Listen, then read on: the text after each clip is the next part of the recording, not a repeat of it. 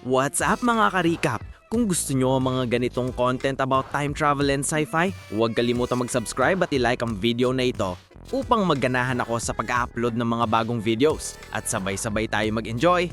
Halika, simulan na natin! Ngayon, ipapaliwanag ko ang isang Chinese fantasy film na pinamagatang How Long Will I Love You? May mga spoiler ito, kaya mag-ingat at mag-ingat kayo. Si Gu Xiaojiao ay isang 30 anyos na babae na nakatira sa Shanghai. 12 taong gulang pa lamang siya nang mamatay ang kanyang milyonaryong ama sa isang aksidente, kaya napilitan siyang umalis sa kanilang tahanan noong bata pa siya. Mula noon, nagsimulang magtrabaho si Gu. Simisikap niyang kumita ng sapat na pera upang mabili muli ang kanilang dating bahay. Gayunpaman, hindi maganda ang sahod ng kanyang trabaho. Pagkatapos, ipinakilala naman si Lu Ming, isang property designer na salat sa swerte. Desperado siyang makahanap ng kliyente na mag-i-invest sa kanyang mga ideya, ngunit wala pa rin siyang nagiging tagumpay. Sa pagtatapos ng araw, parehang umuuwi sina Ming at Gu sa kanilang lumang kapitbahayan. Kakaiba dahil tila nakatira sila sa iisang apartment sa parehong gusali. Naglalaba si Gu habang nagluluto naman ng hapunan si Ming. Pagkatapos noon, nagsimulang maghugas ng gulay si Ming sa lababo, ngunit misteryosong napupunta ito sa bathtub ni Gu. Gayon din, ang lufa mula sa bathtub ni Gu ay napupunta sa lababo ni Ming. Mas lalo pang naging kakaiba nang mapunta ang mga damit ni Gu sa lutuan ni Ming, habang ang hapunan ni Ming ay napunta sa dapat sanay kinalalagyan ng mga damit ni Gu. Buong gabi, patuloy na napupunta ang kanilang mga gamit sa apartment ng isa't isa. Hindi nila ito masyadong inisip at natulog na lamang sila. Kinaumagahan, nagising si Ming dahil may sumampal sa kanyang muka. Nag-merge ang kwarto ni Gu at ni Ming at naging isang napakalaking silid. Sa una, nagpanik sila at inakalang may magnanakaw. Ngunit nang masuri nila ang kalagayan ng kanilang mga silid, lalo lamang silang nalito. Sa labas ng bintana ni Gu ay maliwanag at maaraw ang panahon, samantalang sa panig ni Ming ay malakas ang ulan. Tumayo sila sa harap ng kanilang pintuan na nag-merge rin. Naunang lumabas si Ming at binuksan ang kanyang panig ng pinto. Sa labas, normal ang mundo para kay Ming, ngunit nakakagulat para kay Gu.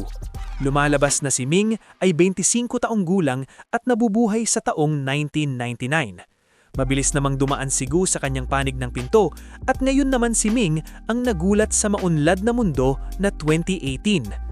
Napagtanto nila na nakatira sila sa iisang apartment ngulit sa dalawang magkaibang timeline na misteryosong nagsanib. Sinampal ni Gu si Ming upang tiyaking hindi siya nananaginip. Nang masaktan si Ming, naging malinaw sa kanilang dalawa na magkaugnay na ang kanilang kapalaran kahit walang paliwanag kung paano ito nangyari. Sinubukan nilang buksan ang mga pinto ng magsabay, ngunit lalo lamang nitong pinagsama ang apartment. Sa masusing pagsisiyasat, nalaman nilang hindi nila maaaring buksan ang pinto ng isa't isa at makakatawad lamang sila kapag ang isa ay dumaan. Napagtanto ni Gu na sa timeline ni Ming, buhay pa ang kanyang ama. Agad siyang pumunta sa kanilang lumang bahay at nakita ang kanyang mas batang sarili na naglalaro kasama ang kanyang ama. Labis siyang naging emosyonal, ngunit nang subukan siyang lapitan ng mga ito, yumanig ang lupa at napigilan siya. Samantala, gusto ring malaman ni Ming kung ano ang mangyayari sa kanya sa hinaharap. Halip na lumabas, ibinigay ni Gu ang kanyang laptop upang mahanap ni Ming ang kanyang sarili sa social media. Namangha si Ming sa bagong teknolohiya, ngunit nang subukan niyang i-type ang kanyang pangalan, muling yumanig ang lupa. Napagtanto nila na hindi nila maaaring makipag-ugnayan sa kanilang sarili sa hinaharap o nakaraan dahil hindi maaaring magkasabay umiiral ang dalawang versyon ng iisang tao. Sa gabi, nagpatugtog si Gu ng music sa kanyang phone at umorder ng pagkain gamit ang AI assistant. Labis na namangha si Ming sa lahat ng kayang gawin ng modernong telepono. Sa sumunod na eksena, isang grupo ng mayayamang negosyante at sayantista ang nagkita upang pag-usapan tungkol sa paglipat ng dimensyon. Nagbigay ang sayantista ng halimbawa ng isang eroplano na biglang nawala bilang patunay na ito ay nagtrabaho sa oras at dimensyon bago bumalik sa pinanggalingan. Ayon sa kanyang pananaliksik, mayroon nang nabubuong pagsasanib ng dimensyon sa lungsod at kailangan na lang nilang hanapin ang eksaktong lokasyon nito. Plano lang negosyante na gamitin ang dimensional portal upang kumita ng pera. Hindi ipinakita ang kanyang mukha sa buong pagpupulong, ngunit malinaw na siya ang nagpopondo sa pananaliksik upang makinabang sa kakaibang phenomenon. Sa gabing yun, hindi makatulog sina Gu at Ming. Ikinuwento ni Gu tungkol sa kapatiran ng kanyang ama at ang matinding epekto nito sa kanyang buhay. Ang taning alaala na lamang niya ay ang key ring ng kanyang ama pagkatapos kunin ng mga loan sharks ang kanilang bahay at lahat ng ari-arian. Kinabukasan, bumalik sila sa kanilang normal na buhay sa magkabilang panig ng pinto. Naghahanap si Gu ng mayamang mapapangasawa na kayang bumili ng bahay kapalit sa kasal. Nakipag-date siya sa ilang lalaki, ngulit wala pa ring handang tumukad sa kanyang mga pangarap. Sa isa pang blind date, tinanong siya ng lalaki kung ano ang inaasahan niya sa relasyon. Ipinakita ni Gu ang isang virtual presentation ng bahay. Pakiramdam ng lalaki nasa isang meeting siya kasama ng isang real estate agent na hindi naman niya inaasahan sa unang date. Kalaunan, nakilala siya ng isang lalaki mula sa isang dating app. Sinabi niya ang kondisyon niya para sa kasal at pumayag naman agad ang lalaki. Lumalabas na may-ari ito ng negosyo sa pagsasaka at isang milyonaryo. Doble ang edad nito kay Gu at bastos magsalita, ngunit binigyan pa rin niya ito ng pagkakataon. Nais ng lalaki na kalahati lamang ng down payment ang babayaran upang pareho silang nakapangalan sa bahay. Pumunta sila sa ATM upang mag-withdraw ng pera. Naunang mag-withdraw si Gu at ibinigay ang pera sa lalaki bago niya itong pinabili ng tubig. Kasama ang palad, isa pala itong scammer at tinakbuhan siya kasama ang pera. Ilang oras siyang naghintay sa labas ng bangko bago dumating ang pulis. Samantala, si Ming ay kumakain ng merienda sa loob ng isang kubikel ng banyo. Narinig niya ang CEO ng kanilang kumpanya at ang manager na nag-uusap tungkol sa isang paparating na negosyo. Nang umalis ang CEO, inamin ng manager na si Zhao na balak niyang nakawin ang pera ng CEO at pabagsakin ito. Maya-maya, napansin niyang may nakikinig at hinila siyang palabas sa kubikel. Upang patahimikin siya, inalokan ni Zhao si Ming ng perang kailangan niya para sa negosyo. Humingi si Ming ng oras upang pag-isipan ito. Kalaunan, pumunta si Ming kay Zhao, ngulit balak niya palang tanggalin sa trabaho. Napagtanto ni Zhao na walang ebidensya si Ming galing sa kanya. Halip na ipagtanggol siyang sarili, inalala niya lamang ang kapalaran ng CEO. Tinawag siya ni Zhao na talunan dahil mas iniisip pa niya ang iba kaysa sa sarili niya. Kinaumagahan, nasa trabaho si Gu sa isang tindahan ng alahas nang makasalubong niya ang kanyang matalik na baiting noong bata pa siya, si Xiaoya. Nagpanggap siyang mayamang customer upang mukhang matagumpay sa harap ni Xiaoya na asawa ng isang milyonaryo. Nagkwentuhan sila at nagyabang si Gu tungkol sa kanyang hindi naman totoong bilyonaryong asawa. Bumalik sa kanya ang kasinungalingan nang ayusin ni Xiaoya ang isang hapunan para sa dalawang magkaasawa. Pinasuot si Gu ng inuupang suit at isinama ito sa hapunan. Naging maayos ang unang kalahati ng gabi hanggang sa uminom si Ming ng ice cup, lumabas ang tag ng inuupang Amerikano at sinabi niyang nagtatrabaho siya bilang UFO researcher. Sa huli, natunaw sa kalan ang teking mahaling diamante sa ringsis ni Gu. Umuwi siyang umiiyak habang inaaliw siya ni Ming. Magkasama silang nanood ng TV nang mapansin ang palawas tungkol sa lottery. Kinaumagahan, masaya silang kinolekta ang mga nananalong numero at binili ang tiket sa taong 1999. Bago pa man i-anunsyo ang resulta, nagsimula na silang magdiwang.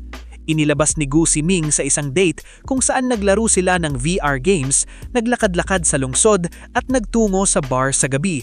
Nakalimutan nilang pareho silang walang pera at uminom ng lampas sa kaya nila. Ipinangako ni Gu ang kanyang mamahaling bag bilang bayad na babayaran niya kinabukasan.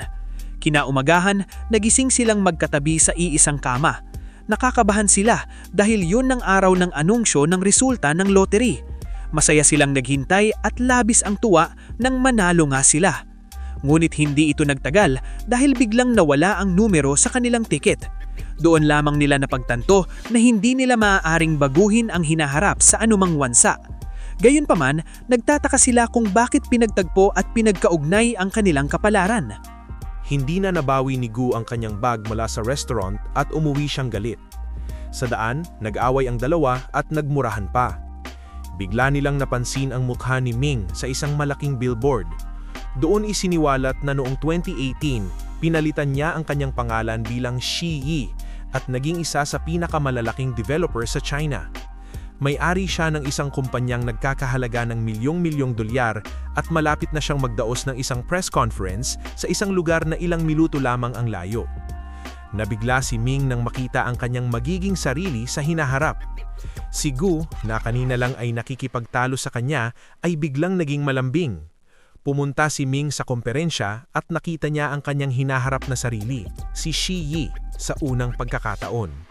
Ngunit nagdulot ang insidenteng ito ng lindol kaya kinailangang kansilahan ang komperensya. Napagtanto ni Shi Yi ang nangyayari nang biglang dumagdag ang maraming alaala sa kanyang isipan. Nasugatan ang braso ni Ming at nagkaroon din ng peklat ang braso ni Shi Yi. Ibig sabihin, anumang gawin ni Ming ay direktang makakaapekto kay Shi Yi sa hinaharap. Pagkatapos, isiniwalat na ang negosyanteng gustong kumita mula sa Dimensional Portal ay walang iba kundi si Shi Yi mismo. Sinabi ng siyentipiko na kailangang bumalik si Ming sa dati niyang pagkatao bago niya nakilala si Gu, dahil ang mga bagong alaala ay maaaring makaapekto sa kanyang personalidad na siya namang makakaapekto kay Shi Yi. Kinabukasan, pumunta si Ming kay Zhao, dala ang kanyang resignation letter. Dahil tiyak na magiging matagumpay siya sa hinaharap, ayaw na niyang tanggapin ang pera mula kay Zhao. Sa araw ding iyon, binisita ni Shi Yi si Gu sa kanyang trabaho at niyaya siya sa isang date. Sinabi niyang gusto niya itong ilibre dahil alam niyang malapit si Gu sa kanya noong abataan niya. Bagamat iisang tao sina Shi Yi at Ming, hindi komportable si Gu kay Shi Yi gaya niyang nararamdaman niya kay Ming.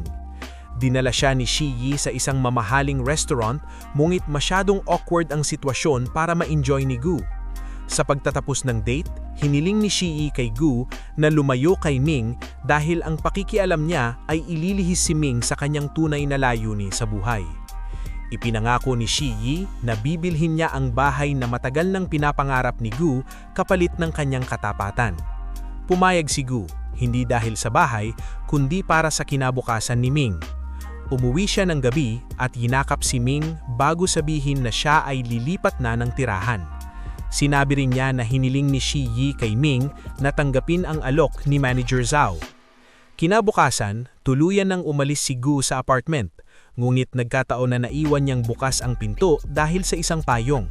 Ibig sabihin, maaari nang makapunta si Ming sa taong 2018 kahit wala ang tulong ni Gu. Sa ibang lugar, natagpuan ng CEO si Zhao sa kanyang opisina at nalaman ang plano nitong ipagkanulo siya. Nagpanik si Zhao at pinatumba ang CEO bago ito pinainom ng alak. Balak niyang patayin ang lalaki at palabasing aksidente ang lahat. Pagkalipas ng maraming taon, nasa bahay na si Gu nang dumating si Shi Yi dala ang bag na napilitan niyang iwan sa restaurant noon. Nang tumalikod si Shi Yi, napansin ni Gu ang rental tag sa kanyang damit at napagtantong si Ming pala talaga iyon. Hinalikan niya ito at nagpaalam ng maayos bago ito tuluyang umalis. Pareho silang umiyak, alam nilang hindi na sila muling magkikita. Nang makarating si Ming sa bahay, nakatanggap siya ng tawag mula kay Zhao na nasa isang tulay. Gusto ni Zhao ang tulong ni Ming upang patayin ang CEO at palabasing aksidente ang lahat. Malinaw na tumanggi si Ming, ngunit sinabi ni Zhao na masyado na siyang malalim sa gulong ito upang umatras pa. Biglang napagtanto ni Ming na si Shi Yi ang piniling tumulong kay Zhao noon at yon ang dahilan ng kanyang tagumpay. Inagaw niya ang posisyon ng manager pagkatapos mamatay ang CEO at itinayo ang kanyang imperyo sa dugo.